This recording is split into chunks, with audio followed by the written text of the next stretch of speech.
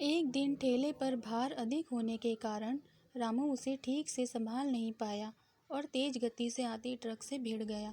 अगले ही पल उसकी मौत हो गई और उसके पीछे रह गई उसकी पत्नी जानकी और दो छोटे छोटे बच्चे, गुड्डी और गुड्डू।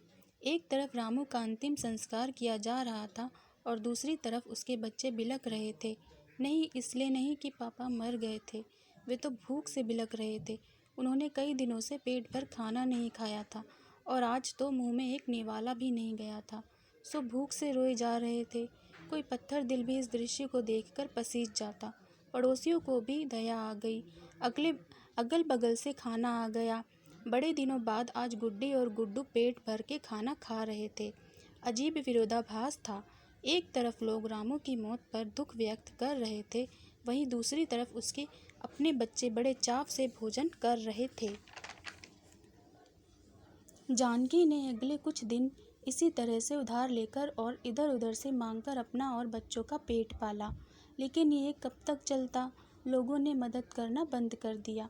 जानकी पागलों की तरह काम खोजने लगी, लेकिन तमाम कोशिशों के बावजूद भी किसी ने उसे काम नहीं दिया। जब थक हार कर वो घर लौटी तो बच्चे उम्मीद से उसकी तरफ देखने लगे। गुड्डू तुतलाती आवाज़ में बोला, क्या लाई हो माँ, जल्दी से खिला दो, बड़ी भूख लगी है। माँ रो पड़ी और बच्चे समझ गए कि माँ के पास कुछ भी नहीं है। एक पल के लिए अजीब सा सन्नाटा पसर गया। फिर गुड्डी बोली, माँ, ये गुड्डू कब मरेगा? पागल हो गई है, ऐसा क्यों बोल रही है? माँ ने डांटते हुए बोला, माँ, जब पापा मरे थे तो उस दिन हम लोगों को पेट भर खाना मिला था। गुड्डू मरेगा तो फिर खाना आएगा ना। गुड्डी की बातें सुनकर माँ की आंखें फटी की फटी रह गई। उसके पास गुड्डी की बात का कोई जवाब ना था। दोस्तों, ये सिर्फ एक कहानी नहीं है, ये दुनिया के करोड़ों लोगों की हकीकत है। इस पर गौर कीजिए। जिस खाने को हम थाली में ऐसे ही छोड़ देते हैं, उसकी कीमत को समझिए।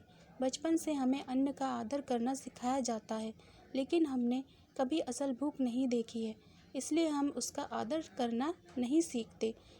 बस एक दिन भूखा रहकर देखिए, तब आप करोड़ों लोगों का दर्द समझ जाएंगे।